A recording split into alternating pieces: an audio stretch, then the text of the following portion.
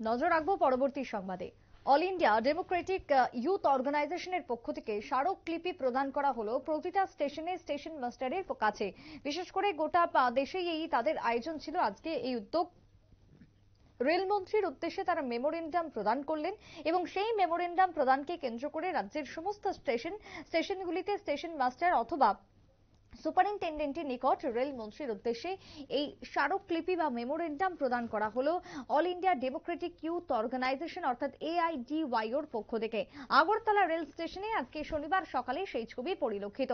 প্রতিনিধি দলের কি বক্তব্য উঠে এসেছে, তাদের কি দাবি রয়েছে, রেলমন্ত্রীর কাছে কি বার্তা রয়েছে, শুনুন। এবং জেনারেল ক্লাসের সংখ্যা দিনের পর দিন কমিয়ে আনছে এবং করোনা পরিস্থিতিকে সামনে রেখে বিভিন্ন নামে রেলগুলোকে এক্সপ্রেস ট্রেন, সাধারণ ট্রেনগুলোকে বিভিন্ন নাম দিয়ে জনগণের কাছ থেকে অনেক বেশি পরিমাণে ভাড়া নিচ্ছে। এবং এই পরিস্থিতিতে আজকে দেশের সাধারণ মানুষের চলাচলের যে অবলম্বন রেল, আজকে রেলটা অনেকটাই ব্যয়বহুল হয়ে গেছে।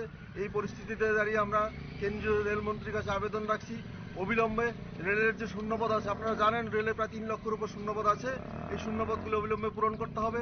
পাশাপাশি এই যে আজকে সিনিয়র সিটিজেন যারা ছিলেন, এক সময় সিনিয়র সিটিজেনদের করোনার পরিস্থিতির আগে 50% তাদের টিকিটে ছাড় দেওয়া হতো, এই ছাড় পর্যন্ত তুলে দিয়েছে এবং এটা পুনরায় যাতে চালু করে। তার পাশাপাশি দূরপাল্লার ট্রেনগুলোতে পরিযায়ী শ্রমিক যারা আছেন, এই শ্রমিকদের জন্য বিশেষ জেনারেল কামরার ব্যবস্থা করা এবং রেলে জেনারেল কামরা এবং স্লিপার ক্লাসের সংখ্যা যাতে আরও বৃদ্ধি করা হয়, এই দাবি রেখে আজকে আমরা এখানে বিক্ষোভ প্রদর্শন করছি।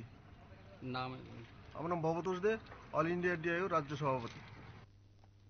AIDIOর বক্তব্য আপনারা শুনলেন। রাজ্য সভাপতির পক্ষ থেকে দাবি তোলা হয়েছে একাধিক এবং তিনি সহ তার পুরো আজকে প্রতিনিধি দল মেমোরেন্ডাম প্রদান করলেন রেল স্টেশনে স্টেশন মাস্টারের নিকট এবং রেলমন্ত্রীর উদ্দেশ্যে তারা এই প্রতিনিধি মূলক তাদের এই বার্তা পৌঁছে দিতে চাইছেন, এমনটাই জানালেন AIDIO।